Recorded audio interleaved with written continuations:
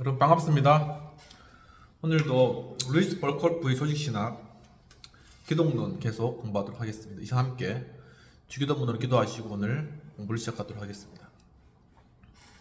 하늘에 계신 우리 아버지여, 이름이 거룩히 여김을 받으시오며 나라의 마옵시며 뜻이 하늘에서 이룬 것 같이 땅에서도 이루어지이다. 오늘날 우리에게 일용할 양식을 주옵시고 우리가 우리에게 죄 지은 자를 사하여 준 것 같이 우리의 죄를 사하여 주옵시고 우리를 시험에 들지 말게 하옵시고 다만 악에서 구하옵소서. 대개 나라와 권세공의 아버지께 영원히 있사옵나이다. 아멘. 네, 오늘은 그리스도의 직분 기독론 속죄의 목적과 범위에 관한 내용들을 다루고 있습니다. 지난 시간까지는 속죄의 목적에 관한 내용들을 다루었는데, 첫 번째 하나님과 관련된 속죄의 효과, 그리고 두 번째 그리스도와 관련된 속죄의 효과, 세 번째는 죄인에 대한 속죄의 효과라는 그런 부분들을 살펴보았습니다. 그 중에 그리스도와 관련된 속죄의 효과로서는 현재의 메시아적 영광을 포함해서 그의 영광에 속하는 모든 것, 그리고 그가 그의 백성들에게 나누어 주신 충만한 은사와 은혜, 그의 신비적 몸을 이루고 속죄 사역의 성과의 주관적 적용을 위한 성령의 은사, 그의 소유와 통치 아래 놓여지게 된 땅의 세계와 같은 내용이 되었습니다. 또한 죄인에 대한 속죄의 효과로서는 속죄는 죄인의 구원을 가능하게 하였을 뿐 아니라 이를 실제로 경고하게 했다라는 부분과, 속죄는 속죄받은 자들을 위해서 다음과 같은 유익을 확보했다라는 것인데, 첫 번째, 칭의를 통한 정당한 사법적 지위, 두 번째는 중생과 성화를 통한 그리스도인자들과 그리스도의 신비적인 연합, 세 번째는 예수 그리스도를 통한 하나님과의 친교, 개인적 영화, 그리고 새롭고 완전한 세계에서 영생을 향유하는 그들의 최종적 복락과 같은 것이 되겠습니다. 그렇다면 속죄의 범위에 관한 내용입니다. 속죄의 범위와 관련된 정확한 논쟁점과 관련되어서 여기서 우리가 논의하는 그러한 문제 외에는, 첫 번째로 그리스도께서 이루신 만족이 그 자체로서 모든 사람을 구원하기에 충분한가 아닌가 하는 것은 논의할 문제가 아니라는 것입니다. 이 사실은 누구나 인정하고 있기 때문이라는 것이죠. 두 번째, 구원의 유익이 모든 사람에게 실제로 적용되는지 어떤지도 아닌데, 그러니까 이 구원의 유익은 모든 사람에게 실제로 적용되냐 아니냐, 이런 것이 논쟁점이 아니라는 것입니다. 왜냐하면 보편 속죄론을 가르치는 절대 다수가 모든 사람이 실제로 구원받는다고는 믿지 않고 있기 때문이라는 것이죠.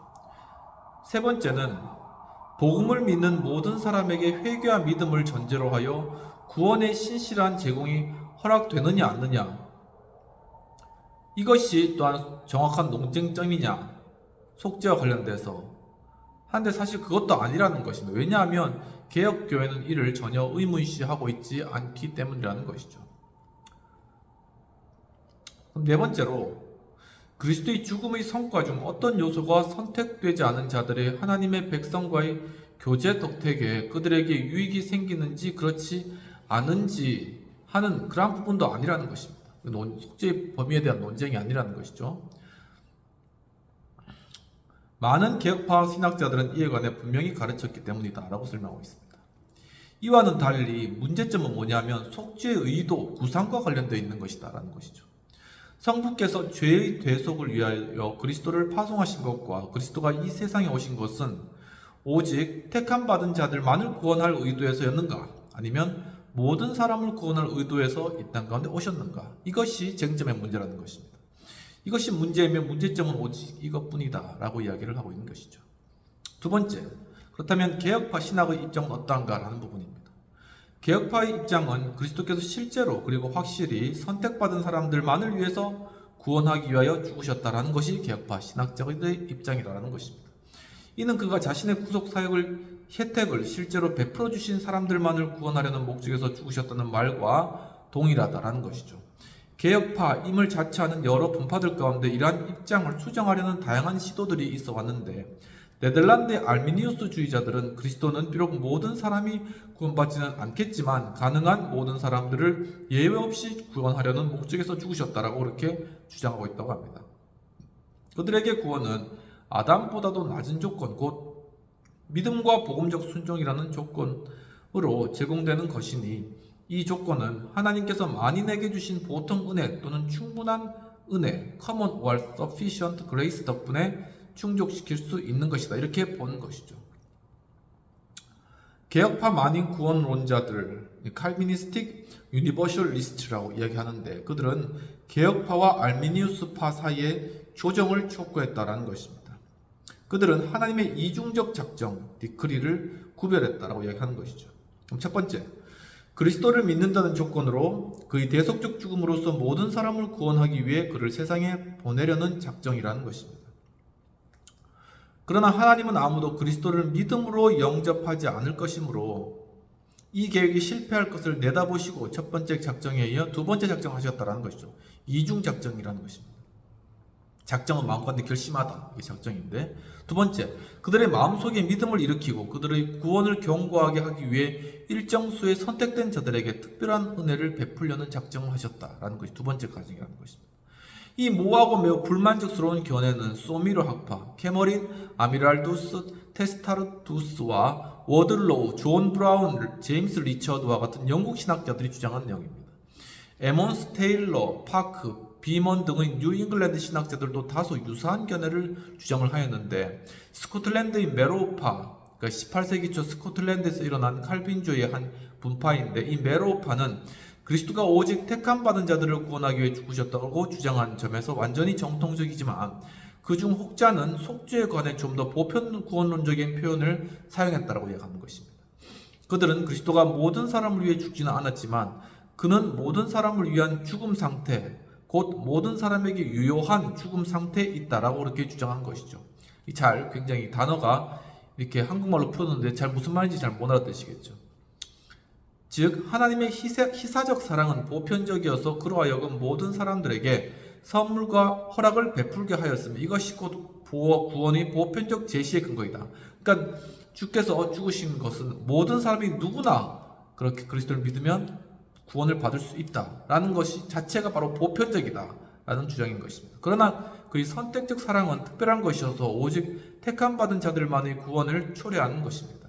메로우파의 대표적인 인물로는 혹 보스턴과 두 사람의 어스킨을 들 수 있습니다. 세 번째는 제한 속죄론의 증명이 되겠습니다.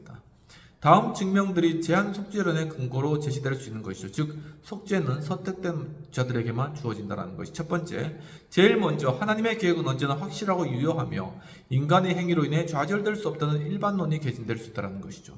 이것은 우리 주 예수 그리스도의 죽음으로써 인간을 구원하려는 계획에도 적용된다는 것입니다. 이미 하나님께서 모든 사람이 누가 구원받고 누가 구원받을지 다 알고 계시기 때문에 하나님의 계획은 또한 철저하기 때문에 구원받을 사람들만을 위해서 그리스도를 보내셨다. 이제 이렇게 하는 주장인 것입니다.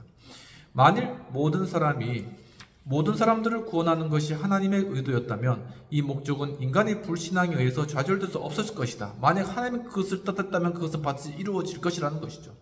모든 면에서 오직 제한된 수요만이 구원받는다는 것이 인정된다는 것입니다. 따라서 그들이 하나님께서 구원하시기로 결정하실 유일한 자들이라는 결론이 도출된다는 것이죠. 두 번째는 성경을 반복해서 그리스도를 위하여 그 목숨까지 버리신 사람들을 매우 명확히 한정시켜 묘사하는 방식으로 제안하고 있다는 것, 성경에 그렇게 나타나고 있다는 것인데 그가 위해서 고난받고 죽으신 사람들을 그의 양들 따로 있다는 것입니다. 그의 교회도 따로 있다는 것이죠. 그의 백성도 따로 구별됐다는 것입니다. 택하신 자들, 택함받는 사람들이 있다는 것이죠. 그렇게 등으로 다양하게 호칭되고 있다는 것입니다. 세 번째, 그리스도의 희생 사역과 중보 사역은 단지 그의 속죄 사역의 다른 두 측면이어서 어느 한쪽의 범위가 다른 쪽보다 넓을 수 없다는 것이죠. 속죄하는 것이나 아니면은 중보하는 것이나 희생하는 것이나 다 사실 같은 선상에 있다는 것입니다. 그런데 그리스도는 다음에 말씀에서 그의 중보 사역을 매우 명확하게 한정짓고 있는데 내가 비옵는 것은 세상을 위함이 아니요 내게 주신 자들을 위함이니이다. 그러니까 주님께서 중보하시는 대상은 주님께서 맡겨주신 그 사람들만을 위한 것이다 라는 것이죠. 만일 그가 실제로 만인을 위해서 죄값을 지불하셨다면 왜 그의 중보기도를 제한시키겠는가 라는 그런 질문입니다. 네 번째, 그리스도께서 만인을 구원하기 위해 죽으셨다는 교리는 논리적으로 절대적 만인 구원론 (absolute universalism인데) 즉 사실상 모든 사람이 구원받는다는 교리로 연결된다는 것을 또 지적해야 되는 것이죠. 그리스도께서 죄값을 지불하시고 죄가를 제거하신 사람들이 바로 그 죄가를 인해 버림받는 것은 불가능하다는 것입니다. 만약에 모든 사람을 위해 죄값을 지불하셨다면 모든 사람은 다 구원받아야지 맞다는 것이죠. 알미니우스주의자들은 그들의 중도적 입장에 머물러 있을 수는 없고 오히려 그 논리의 극단까지 나아갈 수밖에 없었다는, 결국은 모든 사람은 다 그리스도의 속죄로 구원받았다, 이 결론까지 나아갈 수밖에 없었다는 것입니다. 만일 혹자들이 말하듯 속죄는 보편적이지만 그 적용에 있어서 특수적이라고 한다면, 즉 그는 만인의 구원을 가능하게 하셨지만 실제로는 단지 한정된 수요만을 구원하신다고 한다면 구원의 획득과 실제 수요 사이에는 불가분의 관계가 있음을 지적해야 한다는 것이죠. 성경은 명료하게 그리스도의 속죄 사역의 목적과 효과는 단지 구원을 가능하게 할 뿐이 아니라 신인 간에 화해시키며 인간으로 영원한 구원, 허다한 사람들이 얻는 데 실패했던 그러한 구원을 실제로 소유하게 하는 데 있다고 가르친다는 것입니다. 그리고 6번째, 만일 하나님과 그리스도의 목적이 명백히 인간의 신앙과 순종 여하에 달린 조건부적인 것이라고 주장한다면 성경이 분명히 그리스도께서 그의 죽음으로써 신앙, 회개 및 성령 역사의 다른 모든 열매를 그의 백성을 위하여 획득하셨다고 가르친다라는 사실에 주목해야 된다는 것이죠. 결과적으로 이것들은 단순히 인간의 의사에 의해서 성취 여부가 좌우되는 조건이 아닌 것입니다. 속죄도 마찬가지로 구원을 얻기 위해 요구되는 모든 조건들을 확실하게 충족시키고 있다는 것이죠. 그렇다면 네 번째로는 제한 속죄론에 대한 반론이 되겠습니다. 이 반론은 다음과 같이 분리될 수가 있는데, 첫 번째, 그리스도께서 세상을 위해 죽으셨다는 그런 성구들이 있다는 것이죠. 그럼 모든 세상, 이 성구가 있기 때문에 그리스도께서 모든 세상을 위해서 다 속죄하신 것이 아니냐라는 그런 주장입니다. 본 구절들의 근거한 반론은 여기서 사용된 세상이라는 단어의 의미를 인류를 구성하는 모든 개인들로 보는 부당한 가정으로부터 출발했다는 것이죠. 이 세상이라는 것이 모든 사람을 다 뜻하는 것은 아니라는 것입니다. 만일 이 가정이 틀린다면 이에 기초한 반론은 무의미해질 것이다 라는 것이죠. 그런데 성경적으로 세상은 다양한 의미를 지니고 있음이 지극히 명백한 것인데, 이는 다음의 구절들을 일람하기만 해도 확실히 입증될 것이다 라는 것입니다. 또한 이 단어를 사람에 대해 사용할 경우에도 항상 모든 사람을 포괄하는 것은 아니다 라는 것이죠. 한번 찾아볼까요? 누가복음 2장 1절에 보면, 누가복음 2장 1절,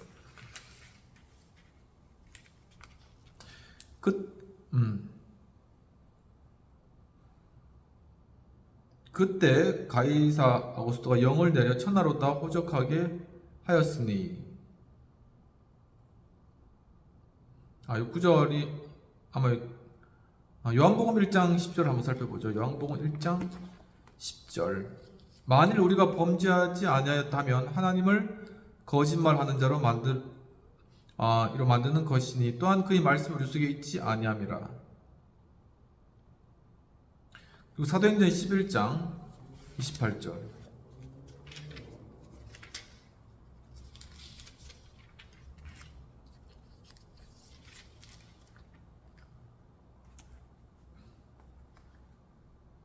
그 중에 아가보라는 한 사람이 일어나 성령으로 말하되 천하에 큰 홍련이 들리라 하더니 글라우디 때 그렇게 됩니다. 여기서 말하는 그 여러 세상과 관련된, 천하와 관련된 이러한 단어들이, 그러니까 모든 사람을 지칭하는 것은 아니다 라는 것을 보여주기 위해서 이렇게 구절들을 지금 열거하고 있는 것입니다. 요한복음 7장 4절을 한번 보면,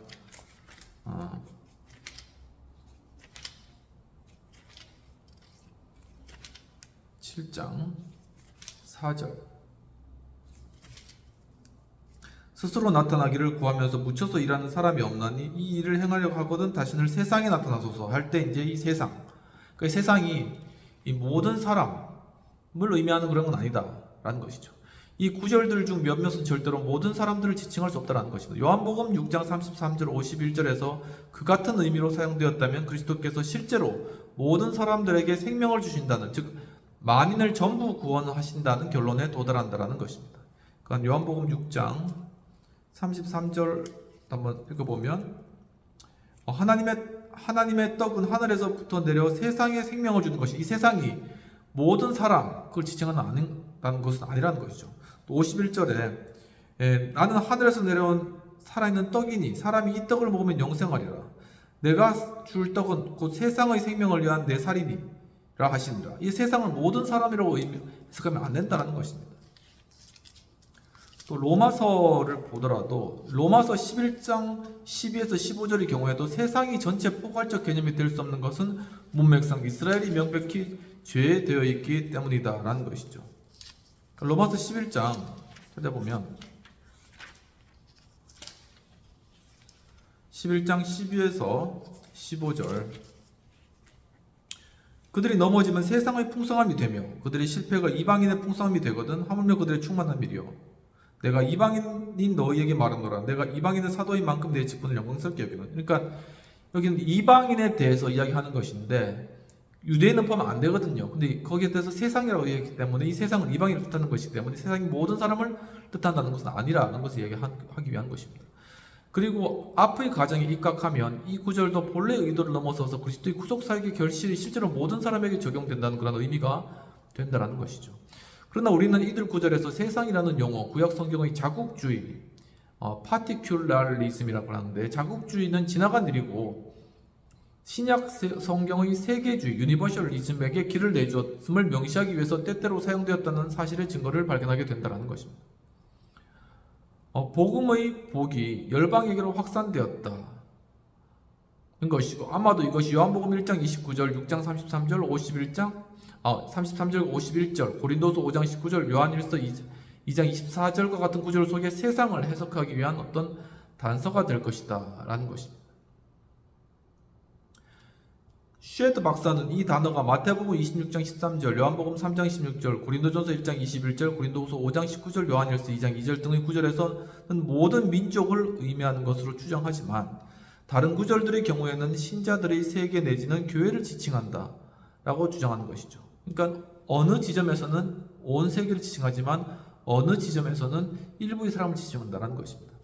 카이퍼와 판 안델도 몇몇 구절에서 이것이 그 단어의 의미인 것으로 추측하고 있다는 것이죠.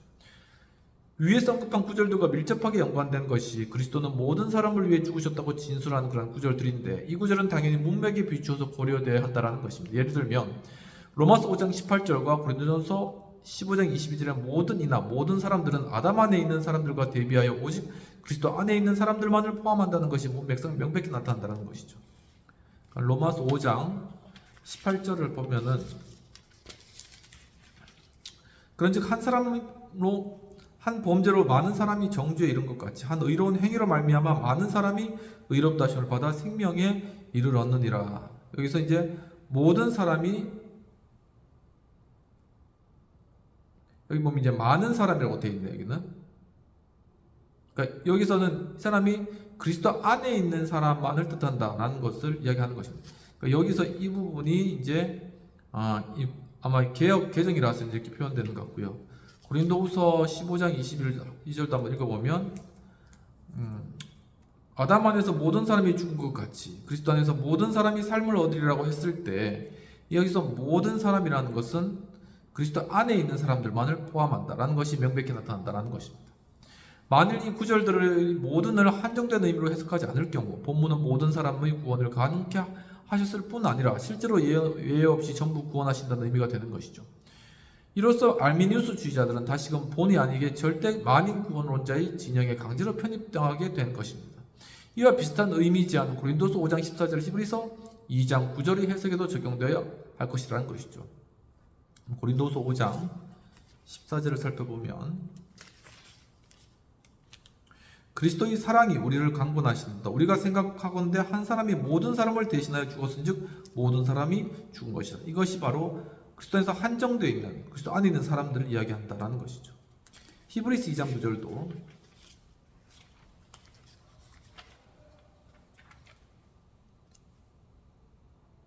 오직 우리가 천사들보다 잠시 동안 못하게 하심을 입은 자 곧 죽음의 고난 받으심으로 말미암아 영광과 존귀로 관을 쓰신 예수를 보니 이를 행하시면 하나님의 은혜로 말미암아 모든 사람을 위하여 죽음을 맛보려 하심이라 할 때 모든 사람은 그리스도 안에 있는 사람들이라는 것입니다. 모든 사람에게 구원을 주시는 하나님의 은혜의 나타남을 말하고 있는 디도서 2장 11절의 경우 문맥상 모든 사람은 실제로 모든 부류의 사람들을 지칭하는 것이 분명하다라는 것이죠. 만일 모든의 의미를 한정하지 않는다면 역시 만인 구원론을 가르치게 된다는 것입니다.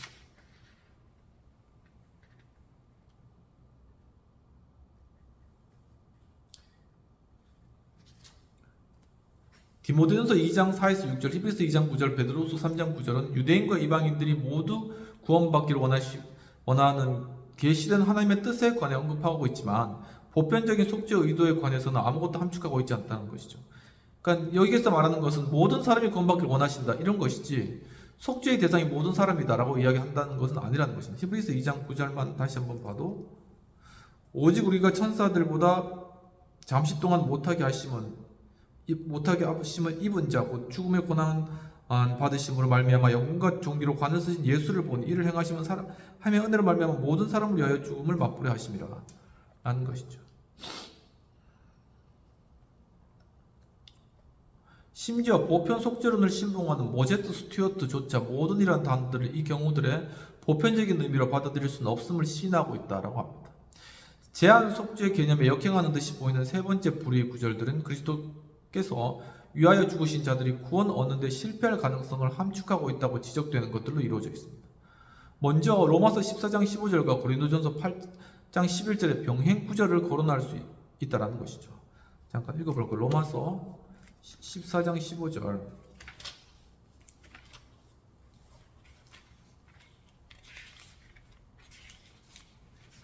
14장 15절을 보면 만일 음식으로 말미암아 내 형제가 근심하게 되면 이는 내가 사랑으로 행하지 아니함이라 그리스도께서 대신하여 죽으신 형제를 내 음식으로 망하게 하지 말지니라 라는 그런 부분들이겠습니다. 그리고 고린도전서 8장 11절 고린도후서 8장 11절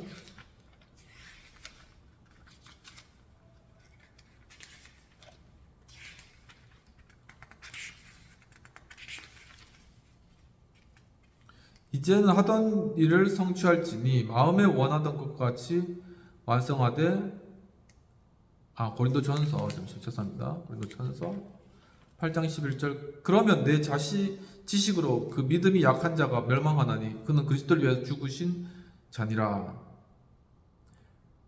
근데 이런 구절이 있는데 주석자들 중에 혹자는 본문이 영원한 멸망을 의미하지는 않는다고 주장하는 그러한 사람도 있다라는 것이 여기서 이야기하는 게 그러나 그 의미에 더 가깝다라는 것이죠. 사도는 그저 교회 내에서 더 강한 형제들의 사랑 없는 행위를 강렬하게 부각시키려는 의도였다는 것입니다. 그들이 더 약한 형제들에게 상처를 입히고 걸림돌이 되며 그들의 양심을 유린함으로써 영적 침체에 빠지게 만든 듯하며 만일 계속할 경우 그 자연적 귀결은 영적인 파멸일 것이다라는 것이죠. 그리스도께서 그 같은 사람들을 구원하기 위해 자기 생명을 속전으로 주셨는데 그들은 자기 행위로서 형제들을 멸망시키려고 했다라는 것입니다. 실제로는 이 같은 멸망이 따라오지 않을 것은 하나님의 은혜가 그들을 세울 것이라는 로마서 14장 4절의 말씀을 볼 때 분명하다라는 것이죠. 그러므로 본문은 쉐드 박사의 표현처럼 일어나지 않고 일어날 수도 없는 어떤 일을 논리 정기를 위해 가정하는 경우로서 고린도전서 14장 13절 갈라디아서 1장 8절의 경우도 다 같다라는 것입니다. 다소 유사한 구절로는 베드로후서 2장 10절과 히브리서 10장 29절 보면은 베드로후서 2장 1절 그러나 백성 가운데 또한 거짓 선지자들이 일어났나니 이와 같이 너희 중에도 거짓 선지자들이 있으리라. 그들은 멸망하게 할 이단을 가만히 끌어들여 자기들을 사신 줄을 부인하고 임박한 멸망을 스스로 취하는 자들이라. 그러니까 교회 내에서 이렇게 멸망을 이끄는 그러한 구절들입니다. 전체. 히브리서 10장 29절 보면은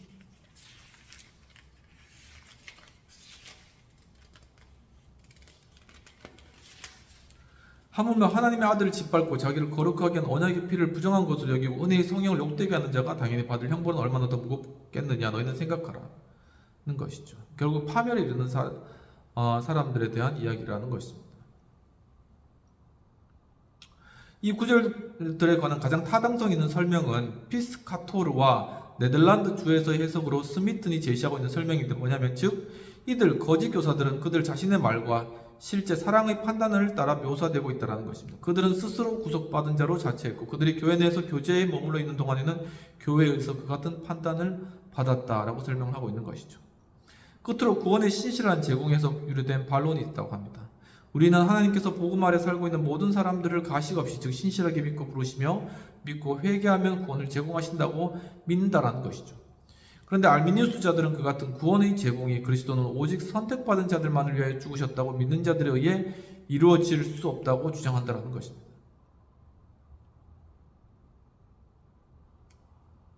이 반론은 이미 도르트 회의에서 제기되었지만 그 정당성을 인정받지 못했다고 합니다. 그에 대해서는 또 다음과 같은 답변을 제시할 수 있다고 하는데, 첫 번째, 믿음과 회개를 통한 구원의 제공은 하나님의 은밀한 계획, 좀 더 구체적으로 말해서 그리스도를 죄의 대속을 위해 내어주시려는 그의 의도의 계시로는 볼 수 없다라는 것이죠. 그것은 단지 믿음으로 그리스도를 영접하는 모든 사람들에 대한 구원의 하나의 약속이다라는 것입니다. 두 번째, 이 제공은 그것이 보편적인 한 언제나 신앙과 회심을 조건으로 한다라는 것이죠. 더 나아가 그것은 오직 성령의 역사로만 사람들의 마음속에 이루어질 수 있는 신앙과 회개의 여하에 달려있는 것이다 라는 것입니다. 세 번째, 구원의 보편적 제공은 그리스도께서 복음을 듣는 모든 사람들을 위해 속죄를 행하셨으며 하나님은 진실로 각 사람을 구원하려 하신다는 선언에 달려있지 않다라는 것입니다. 그것은 A, 본질상 모든 사람들을 구원하기에 충분한 그리스도의 속죄 사역의 설명, B, 그리스도께 나아가는데 요구되는 회개와 믿음의 본질 묘사, C, 참된 회개와 믿음으로 그리스도께 나오는 사람마다 구원의 복을 얻으리라는 그러한 선언에 있는 것이죠. 네 번째로는 죄인의 구속에 관한 하나님의 작정과 보편적 구원의 제공으로 표현된 그의 선언적 의지를 조화시키는 일은 설교자의 소임이 아니라는 것입니다. 그는 단지 만인에게 복음을 차별 없이 전파함으로써 주님의 뜻을 수행하는 것이 의무인 주님의 정권대사에 불과한다는 것이죠. 그러니까 그걸 하면 이 사람 우리를 위해서 얼마나 은혜를 베풀고 이 사람은 구원하고 이 사람은 구원하지 않고 이것에 대해서 판단하는 것은 설교자의 의무가 아니라 설교자는 모든 사람에 대해서 그리스도의 모든 사람을 위해서 그리스도께서 죽으시고 벌하셨다 이 사실을 선포하고 그 중에 그 설교를 듣고 믿고 나온 사람이 있으면 그거로 됐다라는 것입니다. 그것에 대해서 누가 구원받고 누가 구원받지 않고 그걸 판단할 수 있는 입장이 설교자는 아니라는 것입니다. 슈에드 박사는 다음과 같이 지적하는데 그리스도의 속죄 혜택이 보편적으로 제공되는 것은 하나님이 기쁘신 뜻에서 비롯된 것이다 라고 이야기한다는 것입니다. 하나님은 단지 그것을 기뻐하신다는 이유만으로도 기뻐하시는 그 일을 선택받지 못한 사람들에게 행하도록 정당하게 요구하실 수 있다라는 것입니다. 하나님의 소원은 강과의 신적 작정으로 변경되지 않는다는 것입니다. 또한 그는 매우 유사한 진술을 투레티니 책에서 또한 인용하고 있다라고 하는 것입니다. 여섯 번째, 구원의 보편적 제공은 복음에 반대하는 인간의 반항심과 완악성을 드러내고 모든 변명의 빌미를 제거하는 그러한 역할들을 또한 한다라는 것이죠. 그것이 없었더라면 죄인들은 만일 자기들에게 하나님의 은사가 제공되기만 했다면 그들도 이를 기꺼이 받아들였으리라고 변명한다는 것이죠. 그러니까 구원은 다 보편적으로 제공되어 있는데 결국 그 중에 선택받은 자들이 그것을 받아들이고 또한 구원을 얻는다. 결국 그들에게 속죄의 그러한 효과가 적용된다는 것이죠. 다섯 번째, 속죄의 좀 더 넓은 의미가 되겠습니다. 이 부분은 다음 시간에 하도록 하고요. 그리고 속죄의 부분을 넘어가서 그 다음으로는 그리스도의 중보사역에 관한 내용들을 살펴보도록 하겠습니다. 기도하고 마치도록 하겠습니다.